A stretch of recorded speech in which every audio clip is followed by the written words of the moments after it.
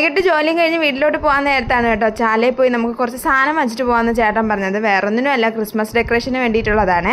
ഒരു 2-3 വർഷമായിട്ട് യൂസ് ചെയ്യുന്ന സാധനങ്ങളൊക്കെ ആയതുകൊണ്ട് തന്നെ ലൈറ്റൊക്കെ ഏകദേശം ചീത്തായി പോയിട്ടുണ്ടായിരുന്നു. പുൽക്കൂട് ഏട്ടൻ്റെ സാധനങ്ങളും ഒക്കെ ഏകദേശം നശിച്ചു പോയിട്ടുണ്ടായിരുന്നു. അപ്പോൾ അതുകൊണ്ട് തന്നെ അതൊക്കെ ഒന്ന് വാങ്ങിക്കാൻ കരുതി. കുറച്ച് ഡെക്കറേഷൻസ് ഐറ്റംസും പിന്നെ LED ലൈറ്റും ഒക്കെ വാങ്ങിച്ചിട്ടുണ്ടായിരുന്നേ.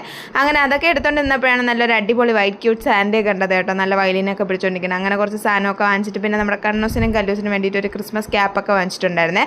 അപ്പോൾ ഇതെല്ലാം വാങ്ങിച്ച് കഴിഞ്ഞിട്ട് ഞങ്ങളൊരു ചായ കുടിക്കാനായിട്ട് കയറിയിട്ടുണ്ട്. നല്ല ചൂട് വടയും ചമ്മന്തി, അതിൻ്റെ കൂട്ടത്തിൽ തന്നെ നല്ലൊരു കോഫിയും കൂടെ കുടിച്ചിട്ടുണ്ടായിരുന്നു കേട്ടോ. അതും വാങ്ങിച്ചിട്ട് പിന്നെ നമ്മുടെ പുൽക്കൂടിൻ്റെ അകത്തുള്ള രൂപങ്ങൾ മൊത്തത്തിൽ അതിൻ്റെ കളറൊക്കെ പോയിട്ടുണ്ടായിരുന്നു. അപ്പോൾ അതും ഒരെണ്ണം മേടിക്കണമായിരുന്നു. അതും വാങ്ങിച്ചും കൊണ്ട് പോയിട്ടുണ്ടായിരുന്നേ.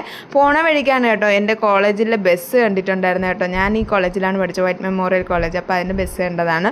പിന്നെ നമ്മുടെ കണ്ണൂസിന് വേണ്ടിയിട്ടുള്ള ക്രിസ്മസ് ഫ്രണ്ടിനുള്ള ഗിഫ്റ്റ് വാങ്ങിക്കാനായിട്ട് കയറിയിട്ടുണ്ടായിരുന്നു. അപ്പോൾ അതും വാങ്ങിച്ചതിന് ശേഷം ഞങ്ങൾ പിന്നെ ഒരു ഫാൻസി കയറിയപ്പോഴത്തേക്കും നമ്മുടെ കുഞ്ഞു കുഞ്ഞു കാർഡുകൾ, പഴയ ക്രിസ്മസ് കാർഡുകളൊക്കെ കണ്ടിട്ടുണ്ടായിരുന്നു കേട്ടോ.